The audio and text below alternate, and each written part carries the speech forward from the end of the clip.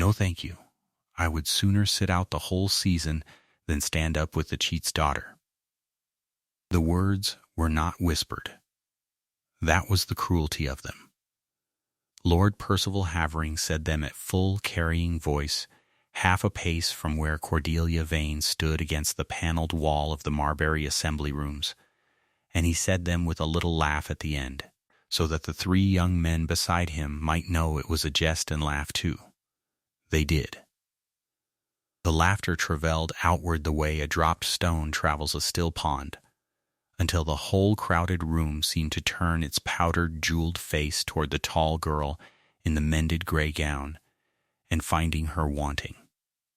Outside, the storm that had been threatening all evening broke at last. Rain came down against the high windows in long gray ropes, and the wind found some loose casement and made it moan, and the 100 candles in the chandeliers shivered as if they, too, felt the cold coming. Inside, the country gentry of 3 parishes danced on beneath the trembling light, silk against silk, and Cordelia Vane stood very still and did not let them see her flinch. That was the thing they could never forgive her, that she would not flinch. A girl so poor, so plainly dressed, so thoroughly disgraced, ought by every rule of the county to have wept or fled or shrunk into herself until she was no longer worth the trouble of mocking. Cordelia did none of these. She lifted her chin a fraction, so that the candlelight caught the clean line of her throat and the dark gloss of her unpowdered hair, and she looked back at Lord Percival with gray eyes that held no anger and no tears at all, only a steady, patient light, as though she were waiting for him to remember his manners, and would go on waiting, kindly, however long it took. She was, though no one in that room would have said it aloud, the most beautiful woman present. Not in the manner of the season's celebrated heiresses, who were beautiful the way a well-set table is handsome. Cordelia's beauty was the kind that needs no setting and survives the lack of one. Her gown was 3 years out of fashion and had been turned twice by her own needle. Her gloves had been darned at the fingertips. She wore no jewel but a small mourning locket at her throat. And yet the eye came back to her, the way the eye comes back to the one true thing in a room full of clever imitations. There was a stillness in her, a warmth banked low like a good fire kept overnight, that made the diamonds around her look suddenly cheap. Cordelia, the voice at her elbow, was thin and sweet as watered wine. Cordelia, do stop drooping against the wall. You make us look as though we cannot afford your keep. Which, added her Aunt Mrs. Drusilla Sorby, with a smile that showed all her small teeth, God knows we scarcely can. Mrs. Sorby was a wide, glittering woman got up in puce satin and too many feathers, and she had spent the better part of the evening steering her 2 plump daughters into the paths of eligible men. Her niece she steered differently. She took Cordelia by the wrist, not gently, and turned her toward a knot of matrons by the refreshment table as though displaying a horse of doubtful soundness. You would not credit what I endure, Mrs., Sowerby announced to the matrons, loud enough for the nearer dancers to hear. Out of pure Christian charity I took the girl in when her father, well, we none of us speak of what her father did. And do you suppose she repays me with gratitude? She repays me with her labor, which is the least she can do. Why? She dressed all 4 of us tonight, laced my Prudence's stays, blacked the grate this very morning with her own 2 hands. Did you not, Cordelia? Show them your hands, child, do. There was a small, dreadful silence. To display a lady's roughened hands to a room was to strip her of the last rag of her rank, and every woman there knew it, and several of them leaned in to watch it done. Cordelia did not hide her hands behind her back, though the impulse to was strong enough to hurt. She drew off one darned glove, slowly, and held her bare hand out palm upward in the candlelight, and let them all see the calluses at the base of her fingers and the healing burn along her thumb where the kitchen kettle had caught her that morning. She did it without shame, and that was somehow worse for them than shame would have been, because shame they could have enjoyed. "I keep my aunt's house," she said, quite clearly, "so that no one need strain to hear. There is no dishonor in useful work. I only wonder that so many here should think there is." Somebody's fan snapped shut. Mrs. Sowerby's smile went brittle at the corners, and in the little hush that followed, a serving girl carrying a heavy tray of glasses came too fast around the corner of the refreshment table, caught her heel in the fringe of the carpet, and stumbled, and the whole tray tilted toward ruin. It was Cordelia who caught it.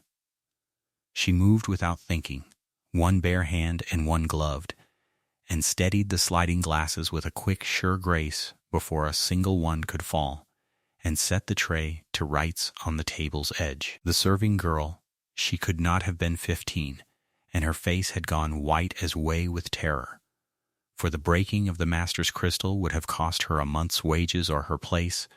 The serving girl looked up at her rescuer with the dazed gratitude of someone who has been snatched from the edge of a cliff. "There now," Cordelia said to her, low and warm, for her alone. "No harm done. Take a slow breath. The fringe has caught out cleverer feet than yours tonight." And she tucked a fallen curl back under the girl's cap with a touch so unstudied, so kind, that the child's eyes filled. Then Cordelia straightened, and the warmth was still on her face, and it was the aristocrats around her who looked, by comparison, cold. None of them remarked on it. To have noticed would have been to admit that the disgraced drudge had shown, in 3 seconds, more true breeding than the whole glittering room possessed. So they turned back to their dancing and their gossip and let the moment close over like water. But here is the thing no one in the county knew, the contradiction at the very heart of Cordelia Vane. And you should hold it close, because everything that follows turns upon it. The whole world called her father a cheat. Sir Edmund Vane, Baronet, had died 8 years past under a cloud so black that it had swallowed his name, his lands, his daughter's future, and every friend he had ever owned.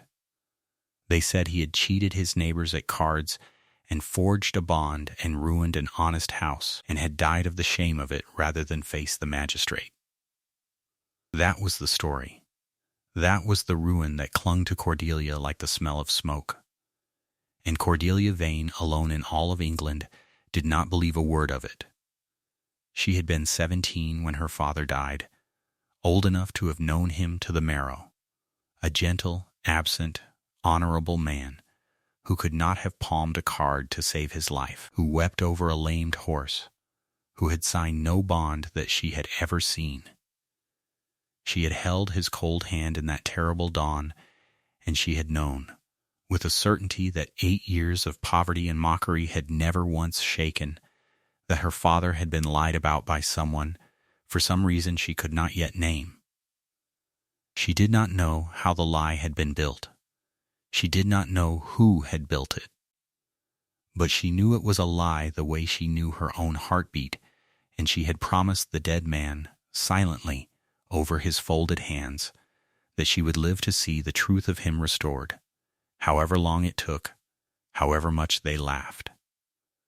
She kept that promise the way she kept everything, quietly and without a single tear that anyone was permitted to see. No one in that ballroom guessed that the meek drudge they mocked was, underneath, the most immovable creature in 3 counties. They saw a wallflower. They did not see the steel the flower was grown around. The assembly broke up early, driven home by the worsening storm. Carriages were called. The wet night swallowed lamp after lamp. Cordelia walked the 2 miles back to Sowerby Grange behind her aunt's carriage, for there had been no room offered her inside it, with her thin cloak pulled close and the rain finding every gap. By the time she let herself in at the kitchen door, she was soaked to the bone and shaking, and the great cold house was dark and silent, her aunt and cousins long since abed and asleep. She did not go up. She built the kitchen fire back to life instead, because a banked ember was cheaper than a fresh struck one, and because the warmth was the only comfort the house afforded her. And she sat close to it in her wet gown to dry, and let herself, at last, be tired, which was how she came to hear the knocking. It came from the front of the house, faint under the roar of the storm, 3 slow blows on the great door, and then, after a while, 3 more. She sat still and listened. No one else stirred. Her aunt would not have risen for the last trump. The knocking came again, weaker now, and with it, carried thin on the wind, a man's voice calling out that his horse had gone, that he was a traveler caught in the weather, that he begged only shelter from the storm. Cordelia knew, without going to the window, what had already happened that night.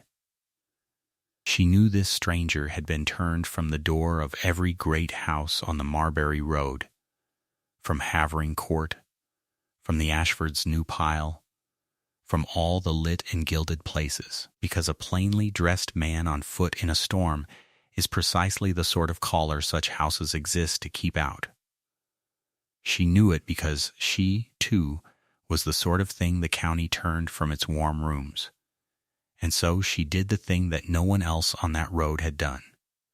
She took a candle, and she went to the door, and she opened it. The man who stood dripping on the step was tall, dark-haired, perhaps 30, with rain running off the brim of a hat that had seen better weather, and a plain traveling coat soaked through to black.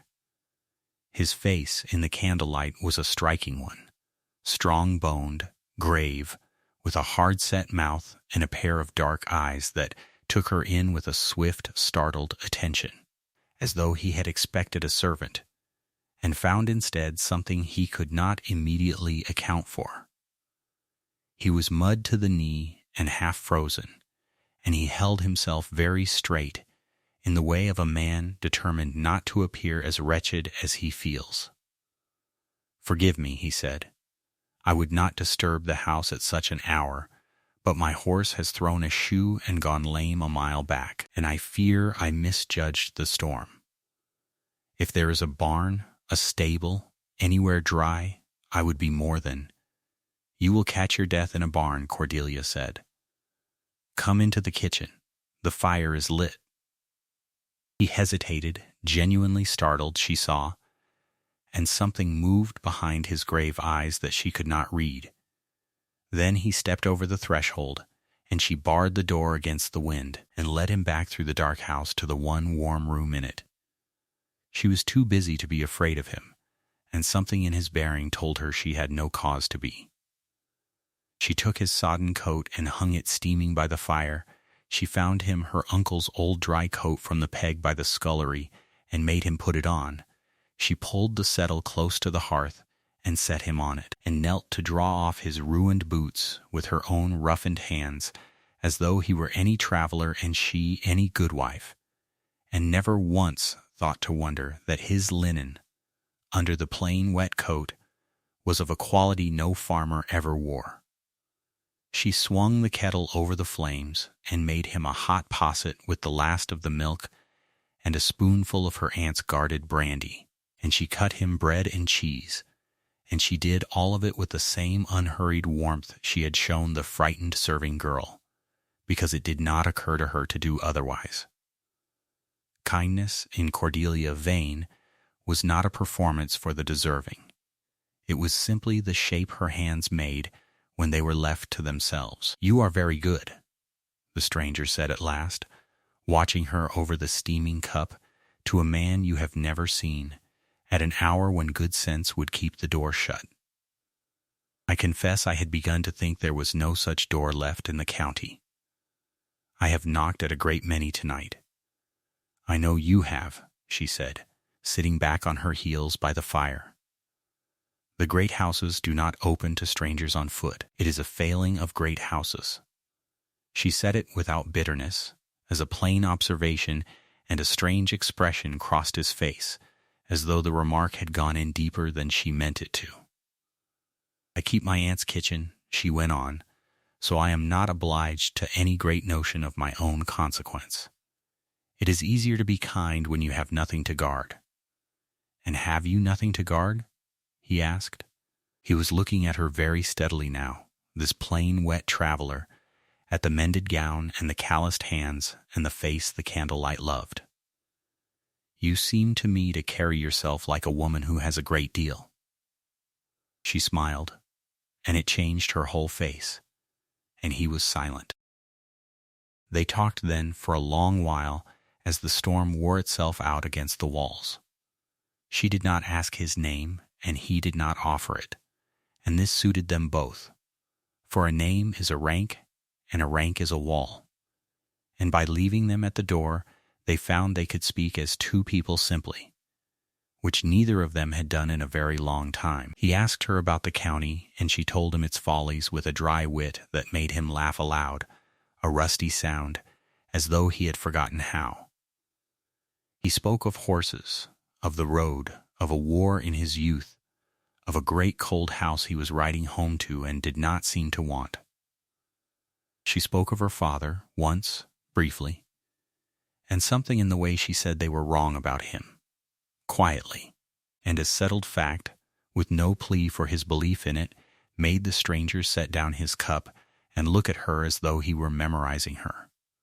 He did not tell her that he was Adrian, 6th Duke of Ravensworth, master of 40,000 acres and the most pursued unmarried man in England, riding home incognito to Ravensworth Court and dreading every mile of it. He did not tell her that he had turned aside from the Marbury Road on purpose to be no one for a single night, and that being no one had never once, in all his life, felt like this. He only sat by her fire in another man's coat, and watched the light move on her face, and felt something he had thought long since dead in him stir, and lift its head, a longing so simple and so total that it frightened him, to stay, to not be a duke by morning, to have knocked at exactly one more door than he needed to, and found this. And Cordelia, for her part, felt the fire warm her through for the first time in years, and did not entirely understand why, and did not let herself examine it. She only knew that when the kind stranger laughed, the cold house felt less like a prison, and that she was in no hurry at all for the storm to end. But the storm did end.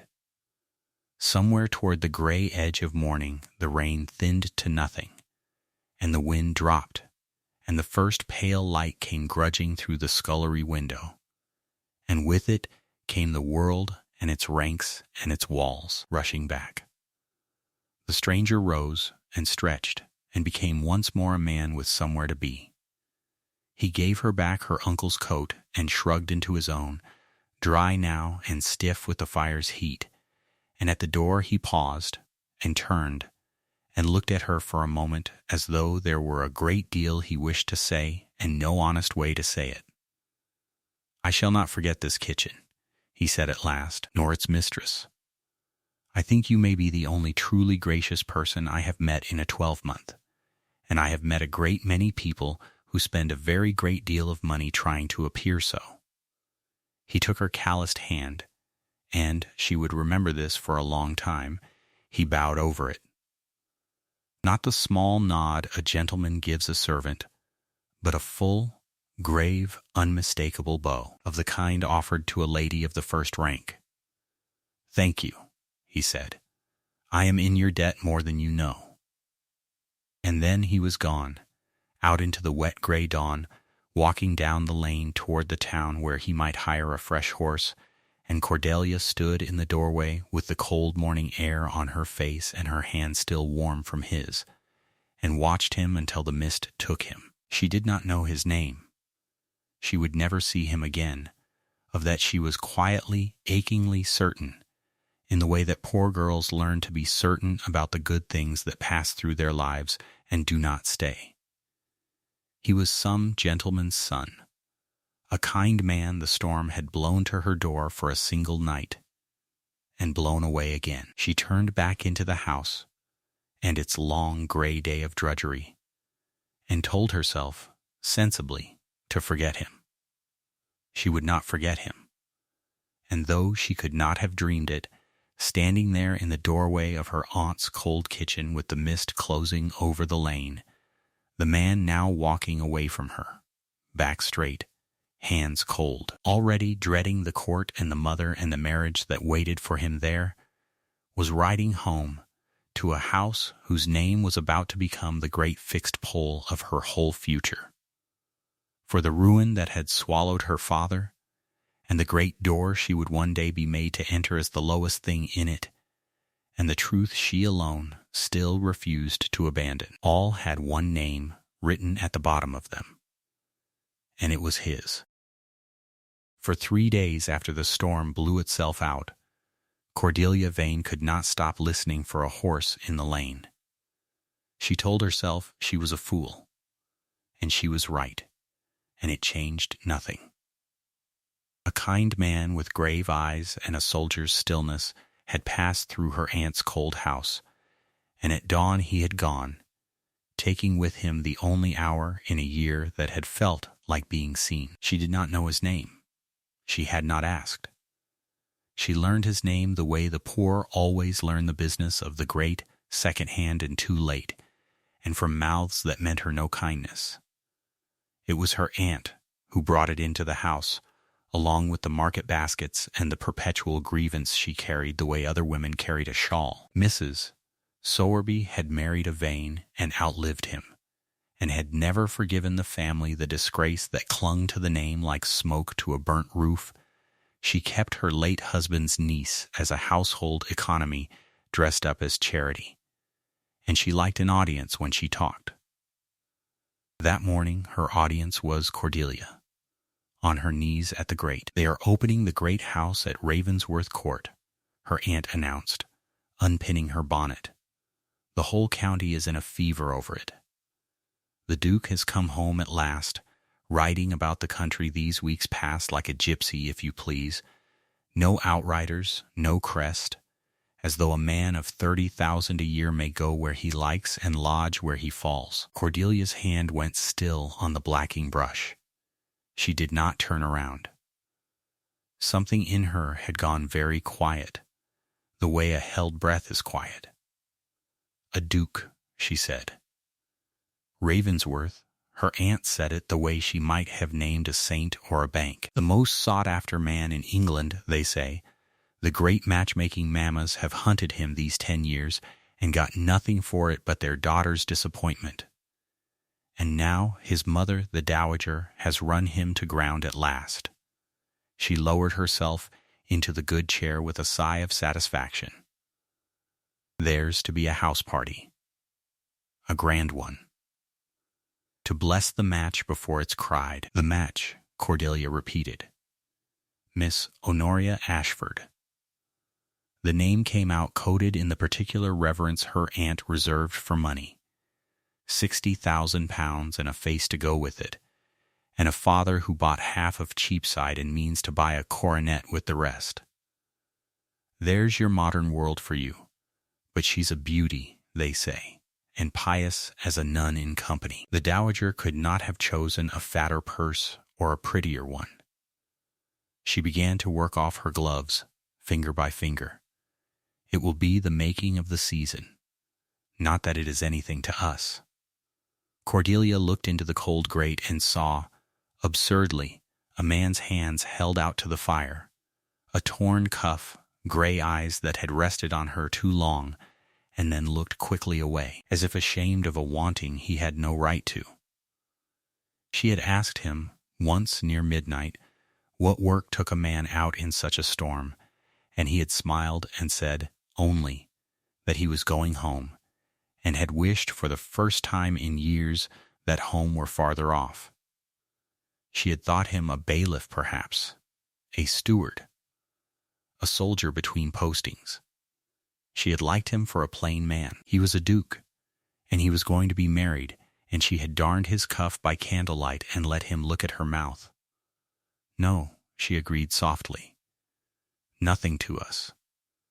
She was certain then that she would never see him again, and this time the certainty had a floor of iron under it, because now she knew exactly how far above her he stood, and how sensible it was that the distance should never be crossed.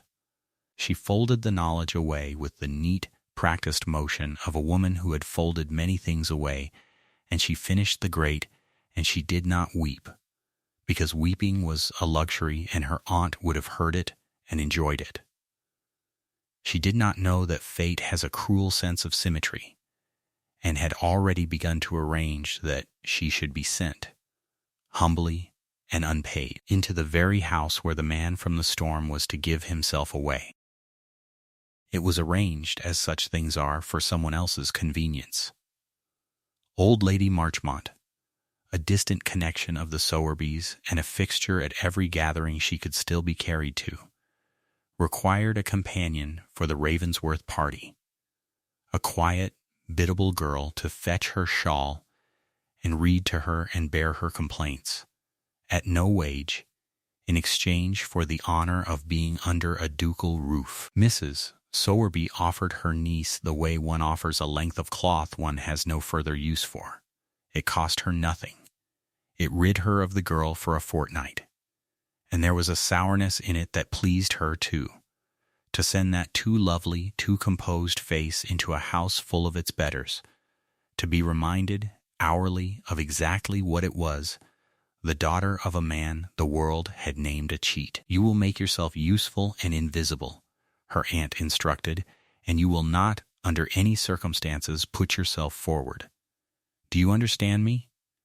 A companion is furniture that fetches things, nothing more. Yes, Aunt, Cordelia said, and meant it because she had no ambition beyond getting through a fortnight without disgrace, and no notion, none, until the carriage turned in at the gates, of where she was going. Ravensworth Court rose out of its park like something dreamed rather than built, a long golden front of it burning in the low sun, terraces falling away in balustraded tiers, windows past counting throwing back the light. Cordelia sat with Lady Marchmont's smelling salts in her lap and the old woman's weight against her shoulder, and felt her heart do a slow, sickening turn, because a footman had said the word, Ravensworth. And the word had a face now, and the face was the stranger's. She told herself she was mistaken. There were 100 great houses and 100 grave-eyed men. She told herself so all the way up the drive, and through the marble hall, and up the stairs to the modest room they gave her at the cold end of the guest wing. And she was still telling herself so that evening when she came down at Lady Marchmont's summons, and saw him across the length of the drawing-room, in black superfine with a star on his breast, being spoken at by a dozen people at once, and answering none of them, and looking, for all the world, like a man enduring his own coronation. He saw her in the same instant. She watched it happen, watched the practiced, patient boredom fall off his face like a mask struck away, watched something leap up behind his eyes that he had no time to hide, watched him half rise from a chair he had only just been made to sit in. For one endless second, the Duke of Ravensworth stared across his own drawing-room at a companion in a made-over gray gown as though she were the only real thing in a room full of paintings. Then 100 years of breeding closed over the moment and sealed it. He sat. He turned back to the man addressing him, but his hand, resting on the arm of the chair, had closed into a fist and did not open again for some time.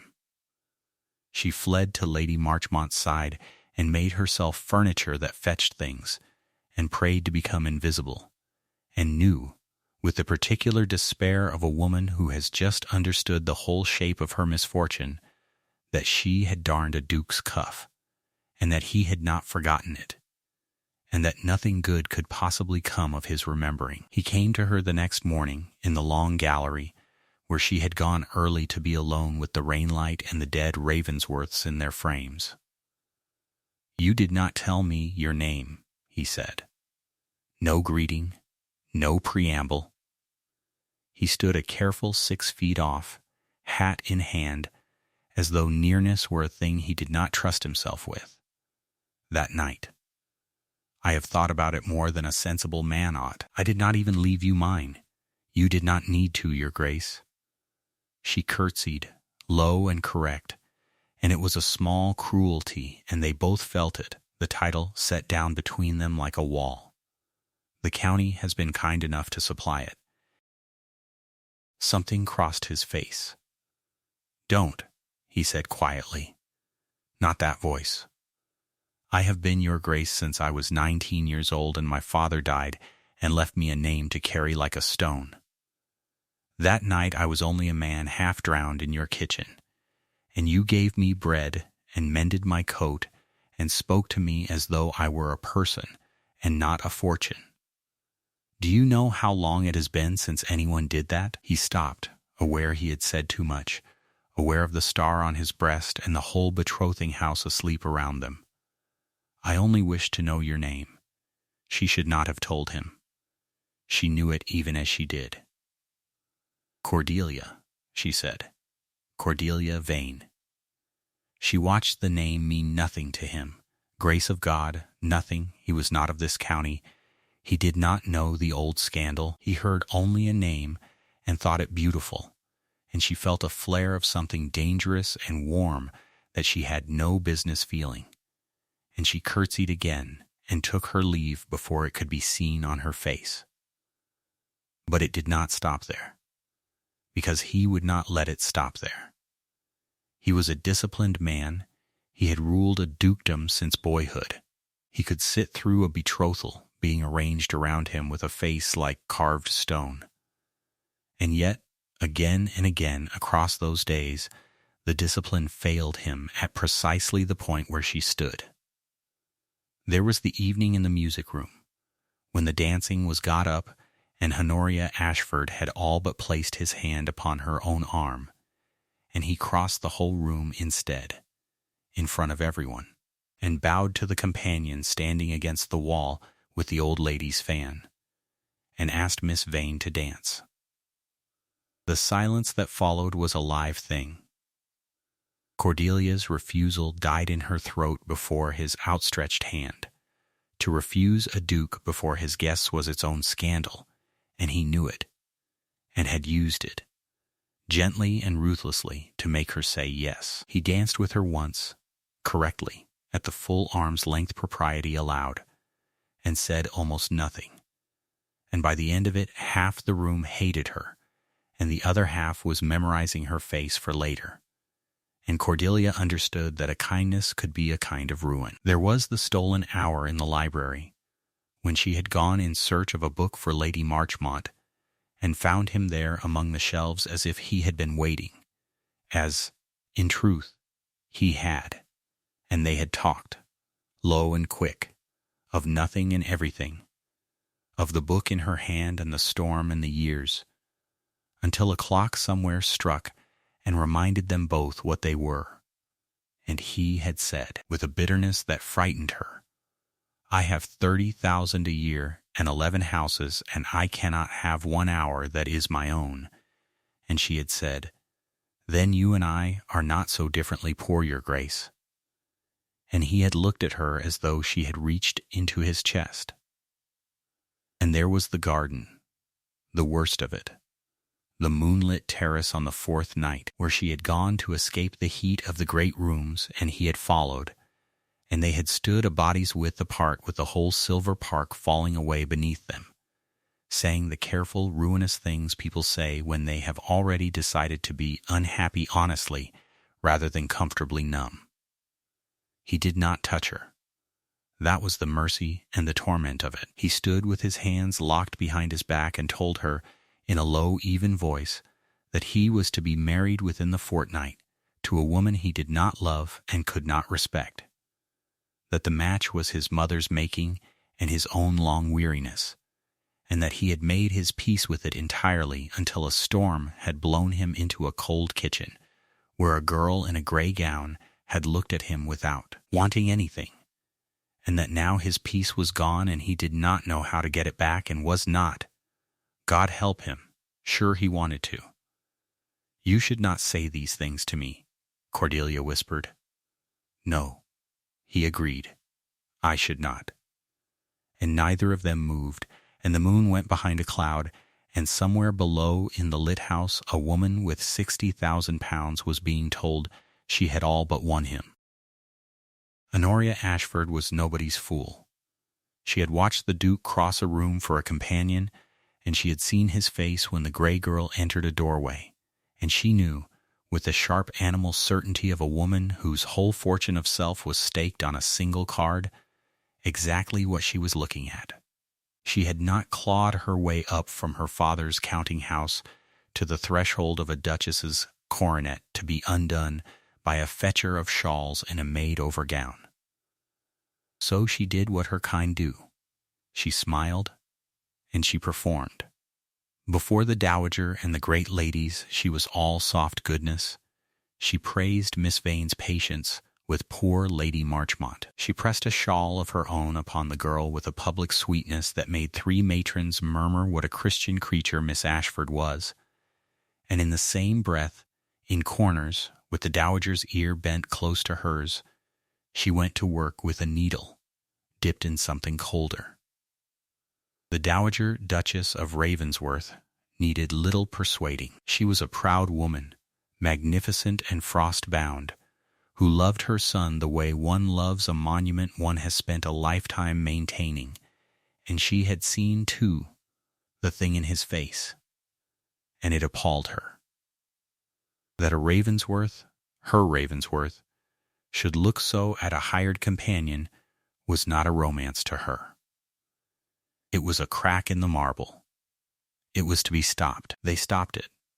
First, in the way such women stop things, publicly, so that it would take. It was done at the great dinner on the 5th night, in front of 40 people, and it was done with exquisite economy. A glass of ratafia went over, knocked as it happened, by the flick of Honoria's own wrist, though every witness would have sworn it was the companion's clumsiness, and spread its stain across the dowager's ivory silk. And in the ringing silence the dowager rose, and looked down the length of the table at Cordelia with an expression of weary distaste, and said, in a voice pitched for the whole room, one tries to be charitable in whom one admits beneath one's roof. One is not always thanked for it. Some people, Miss Vane, are simply not made to be among their betters. It will out, in the end, however one dresses it. Blood does tell, and Honoria had lowered her lovely eyes and murmured that they must not be too hard on the poor girl, which was crueler than the blow, and the table had rippled with the soft, delighted laughter of people watching someone lower than themselves be put in her place. Cordelia stood. She did not weep. She gathered the stained napkin, and she apologized in a steady voice for an accident she had not caused, and she asked the dowager's leave to withdraw, and she walked the whole length of that laughing room with her spine straight and her chin level and her eyes forward, and only the Duke, half risen again, white about the mouth, held in his chair by his mother's hand closing hard upon his sleeve, saw that her hands were shaking, and understood that he had done this to her, that his wanting had painted the target on her back. No tears, no apology beyond the false one courtesy demanded, and not one soul at that glittering table saw the cold, unbroken thing that moved behind her silence as she went, not one, save the man who could not have her, and the woman who meant to destroy her. For Honoria had heard the name, Vane. She had turned it over in the dark of her own splendid room, and something in it had rung a low, ugly bell, a thing from years ago, from her father's rooms, from the whispered business by which the Ashfords had climbed. She sent quiet letters to town. She had her woman make inquiries. and within 2 days there came back to her, out of the buried past, the old story that had ruined a baronet named Sir Edmund Vane, the accusation of cheating, of marked cards and a forged note of hand, the scandal that had broken him and blackened his blood and left his daughter to blacken the grates of Mrs. Sowerby. Honoria read it twice, and then she smiled, slow and secret, because she alone in that house knew a thing that made it perfect, knew, from the cold recesses of her father's history, whose hand had truly held the pen that ruined the Vanes, and how safely the truth of it lay buried. It did not trouble her conscience. She had misplaced that useful organ years ago. It only sharpened her purpose. Here was a weapon better than any glare or spilled glass. Not merely a poor companion, the cheat's daughter, tainted at the root. Let the Duke moon over a gray gown. Let him even fancy himself in love. She had only to wait for the betrothal ball, when the whole county would be gathered to see the match blessed. And there, before every soul that mattered in 3 shires, she would strip the paint off Miss Cordelia Vane and show them all the rot beneath, and no duke on earth, however smitten, could then stoop to it without dragging his name down into the mud with hers. She would not merely drive the girl from the house. She would drive her from his life and salt the ground and do it smiling, and be thanked for her Christian candor. She began, that very night, to sharpen the thing to an edge. And Cordelia, who knew nothing of Honoria's letters, but knew a rising tide when she felt it lapping at her, Cordelia came at last, in the small hours of the 6th night, to the one quiet moment of doubt that all her folded strength could not prevent. She sat on the edge of the narrow bed at the cold end of the guest wing with her father's letters in her lap, the little bundle she carried everywhere, tied in faded ribbon, the last words of a broken man who had sworn to her, dying, that he had done none of what they said, that a day would come when the truth would out, the proof she alone still believed existed, somewhere, and refused to let die. And she thought, I could spare him. She thought of the Duke's white face at the dinner table, held down by his mother's hand. She thought of what a woman like Honoria Ashford would do at a ball with a story like her father's, and of how it would splash back upon him, the man who had crossed a room for her, until his great name was a joke in every drawing-room in England. He had a duty and 11 houses and a mother made of frost, and a marriage already half cried. He did not need the cheat's daughter added to his burdens like one more stone. If she were gone, slipped away before the ball, back to the grates and the cold charity and the safe small ruin she was born to, she could give him at least the mercy of never having to choose. She sat a long time with the letters and the guttering candle and the near decision. At dawn she had her few things half into her bundle and her cloak across her arm, and she stood at the little window watching the gray light come up over the park, where 4 nights past he had stood with his hands locked behind his back and told her the truth. And she thought that going would be the last kind thing she could do for him, and very nearly did it. Below her, in the great house, the servants were already stirring, for tomorrow the guests would come in their hundreds, and the candles were being counted, and the flowers ordered, and the ballroom opened and aired, and everything made ready for the night the Duke of Ravensworth was to give himself away, and Honoria Ashford was to spring her trap, and the whole gathered county was to learn, one way or another, exactly what a Vane was worth. Ravensworth Court had never blazed so bright. 1,000 candles doubled themselves in the long mirrors, and the great ballroom ran gold from end to end, warm as a hearth and twice as merciless, so that every jewel and every bare shoulder seemed lit from within.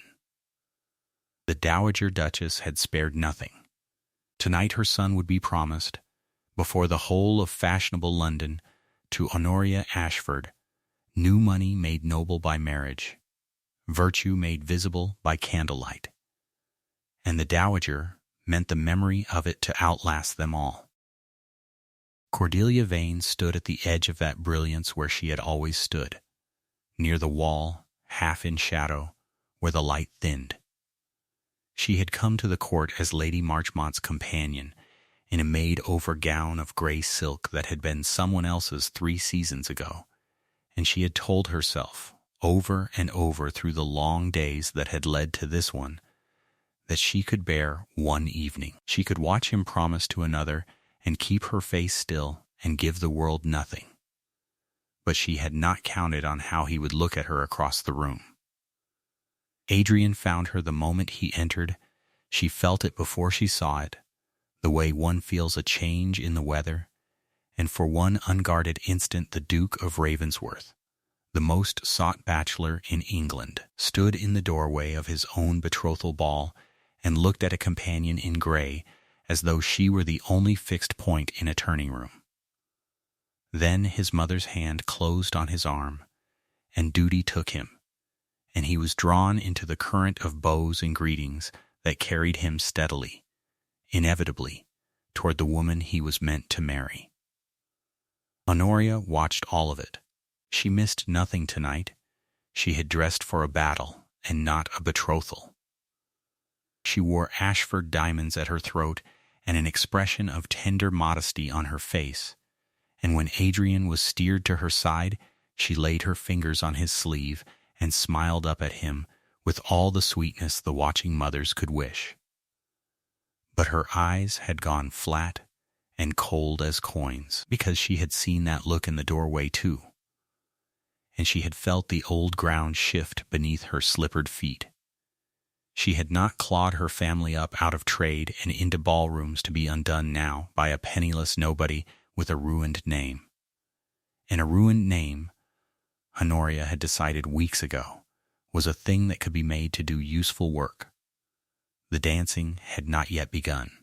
The dowager, resplendent in plum and silver, raised her hand for the room's attention, and the murmur of 200 guests folded itself into an expectant hush.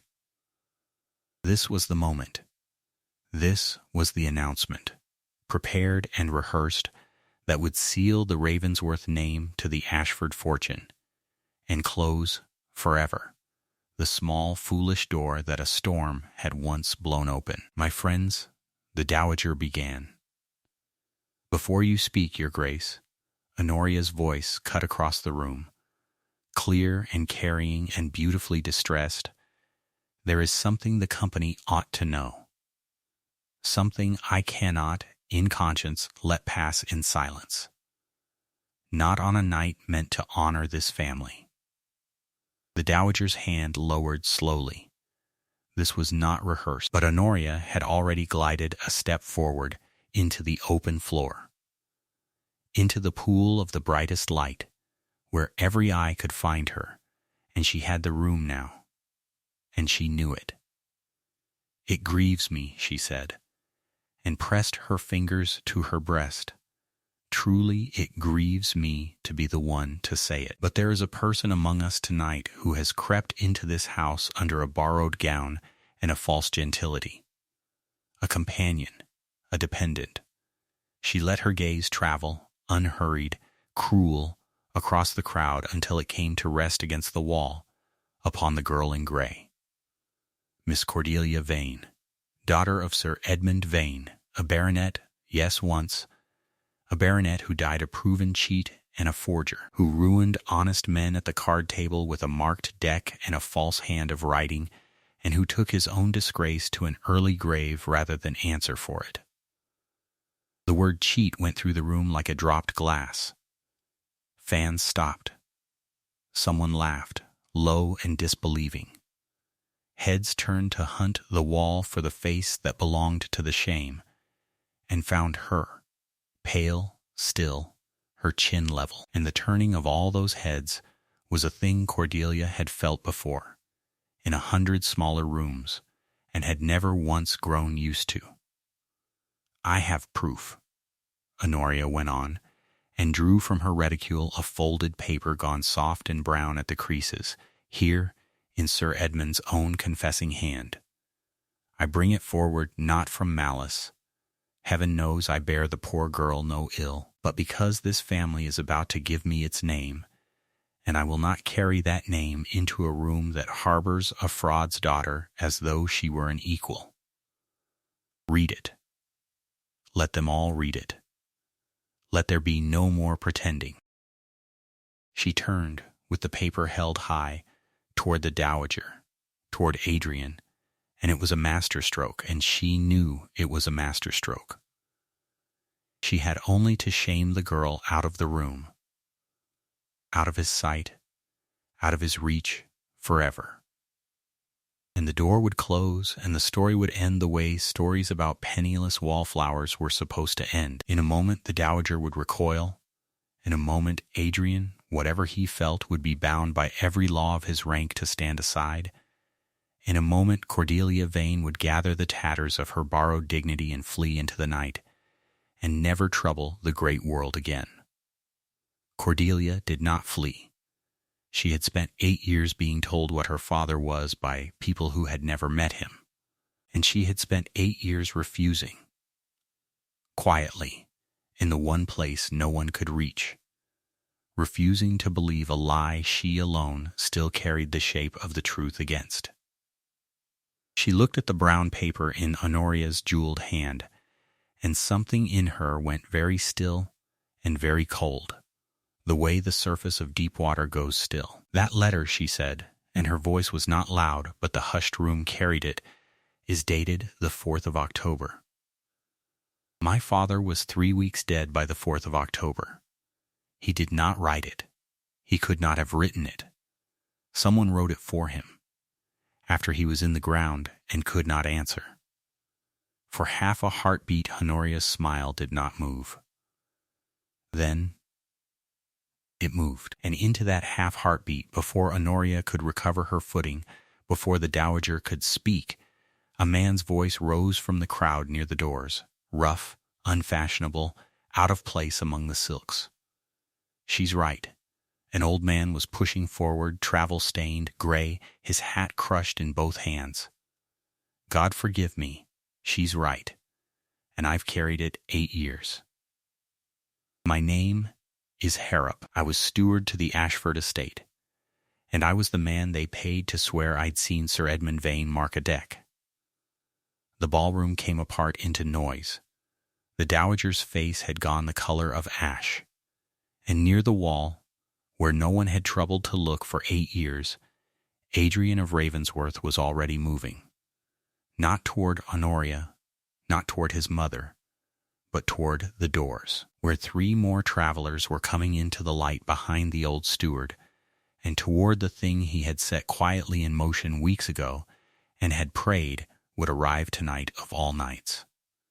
For the Duke had not been idle in the weeks since the storm. He had not been able to stop seeing her, the girl who had taken a soaked stranger in from the rain when every grand door in the county turned him away, who wore her ruin like a plain gown that could not touch what was underneath it. And a man who cannot stop seeing a woman begins, at last, to ask why the world has decided she is worthless. He had asked, quietly, through his own men, through lawyers who owed him and old soldiers who feared no one. He had gone digging into the ruin of Sir Edmund Vane, and the deeper his men dug, the worse it smelled, and the more it stank of Ashford. "Let them come forward," Adrian said, and though he did not raise his voice, it fell across the room like a blade laid flat, and the noise died under it, every one of them. I sent for them myself. Harrop came first, and told it plainly, because a plain telling is the hardest thing in the world to argue with. How Sir Edmund Vane had held the mortgage free land of Renfield, 4,000 acres of good Ashford adjoining country that Josiah Ashford had wanted for 20 years and could not buy. How Ashford had first offered, then threatened, then found a subtler road. How a marked deck had been slipped into a card room where Sir Edmund played. How Harrop and one other had been paid a steward's fortune to swear they'd watched him use it. How, when the baronet's heart gave out under the shame of an accusation he could not disprove. A letter of confession had been wanted to close the matter for good, and had been written in a fair copy of a dead man's hand by a clerk in Ashford's own counting house. The 4th of October, Harrop said, and his old voice cracked. I told them the date was wrong. I told them he was already dead. Mr. Ashford said no one would ever count the days. He looked for the first time at the girl in gray against the wall. You counted them, miss, every one. I knew you would. Cordelia did not move. Somewhere beneath the roaring in her ears she was aware that she ought to feel triumphant, and she did not. What she felt was much simpler and much older than triumph. She was 17 again, standing at a graveside in the rain while men who had bowed to her father a month before looked through her as though she were glass. She had promised him, that day, into the wet earth, that she would not believe them, that she alone would hold the truth of him no matter how long the world kept it buried. She had kept a lonely faith for 8 years with nothing to feed it but stubbornness, and now here it was, the buried thing dug up at last and laid shining in the candlelight before the very people who had helped to bury it. Her eyes stung. She let them. It was, she thought, the one moment she had ever earned the right to. Behind him came the clerk who had penned the letter, grown prosperous and now grown frightened, who had kept, because guilty men keep such things, as a hedge against the day their masters turn on them, the original draft in Josiah Ashford's own writing, the instructions and the sum. Behind him came a banker's man with the ledger that showed the mortgage of Renfield bought up by an Ashford agent within the fortnight of Sir Edmund's death, the land taken for a fraction of its worth the moment its owner lay disgraced. And behind him, last, came a magistrate Adrian had asked to attend as a private guest, who now stood in the middle of a betrothal ball with a forged confession in one hand and its true author's draft in the other, and held them to the candlelight side by side so that the whole shining company could see the two hands were one. It did not take long.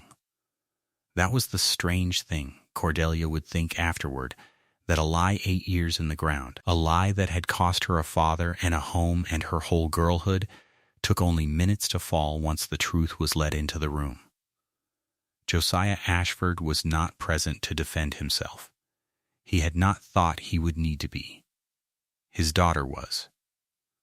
Honoria stood alone in the middle of the golden floor, with the forged paper still in her hand, and one by one she felt the room turn away from her, the way it had turned toward Cordelia a few minutes before, and she understood that a power built entirely on other people's belief is a house with no walls the moment they stop believing. She had come tonight to unmake a nobody. She had brought the very weapon that unmade her name instead. The diamonds at her throat had not changed. Everything they meant had. You, the dowager said to her, quietly, terribly, and did not finish, because there was nothing at the end of the sentence but the ruin of an evening she had spent a fortune to stage. Honoria did not answer. She gathered her skirts and went, and the crowd opened for her and closed behind her, and no one moved to stop the door. But none of that. Not the steward's confession, not the ledger, not the two hands proven one, not the Ashfords broken in a single night before all of London. None of that was the thing the room would remember. The clearing of the vain name was true, and it was just, and it was 8 years overdue, and Cordelia would carry it quietly for the rest of her life like a debt at last repaid. Yet it was only the ground being swept clean. It was not the reason her heart was beating so hard she thought the whole company must hear it. The reason was crossing the floor toward her. Adrian came through the parting crowd without hurry and without any glance to spare for the wreckage behind him, and he did not stop until he stood before the girl in gray, close enough that she had to lift her chin to hold his eyes, close enough that the watching room ceased, for her to exist. "Your Grace," his mother said from somewhere very far away. "Adrian, whatever the truth of the father, the girl has nothing. No fortune, no connection, no rank. You have a duty. You have a name to think of." "I forbid, mother."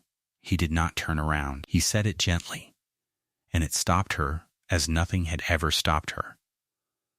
"You spent this whole evening to give me a wife who could add her father's money to our name. And in the same hour, we have learned exactly what her father's money is made of, and exactly what a great name is worth when it is spent on the wrong things." He paused. "I would rather spend mine well." The dowager did not speak again. She had ruled her son by that name, my duty, for 30 years, and she opened her mouth now to wield it once more, and found to her own private astonishment that she could not. She looked at the girl in the made-over gown, the girl she had schemed and slighted and driven from 3 rooms, and she saw, as if a veil had been drawn off, that this penniless nobody had done in one winter what all the dowager's fortune and rank had never managed. She had made Adrian look like a man who wanted to be alive. Pride is a hard thing to set down at 60, but the dowager was not a stupid woman, and she was not, whatever her cruelties, entirely a cold one. And some part of her that had loved her son before she had learned to manage him understood that she had come within an evening of trading his whole happiness for a fraud's diamonds. She closed her mouth. It was not forgiveness, and it was not a blessing. It was only silence. But from her, silence was a surrender, and everyone who knew her heard it as one. Adrian looked down at Cordelia, and for the first time all night the terrible level control went out of his face, and what was under it was the man from the kitchen fire, the soaked stranger who had watched a poor girl dry his coat and known, somewhere in that firelit hour, that he had ridden past 100 ballrooms looking for exactly this, and had found it at last in the one house that had nothing to give him but warmth. "They turned me from every door that night but yours," he said, low, only for her, though the silent room drank every word. "I have thought about that every day since. Every door in the county open to my rank, and shut to a cold man in a plain coat, and one door open to the cold man that had no idea he was a duke. You did not know what I was. You warmed me anyway. Do you know how rare that is? To be seen when you are worth nothing to the one who sees you?" "Adrian," she said, his name, only his name, the first time she had let herself say it aloud in front of anyone, and it came out unsteady. "I do not want the heiress. I do not want the fortune, or the alliance, or the evening my mother built." His voice did not rise, it only grew certain, the way a thing grows certain when a man has stopped, at last, being afraid of it. "I want the woman who took me in from the storm. I have wanted her since the fire burned down.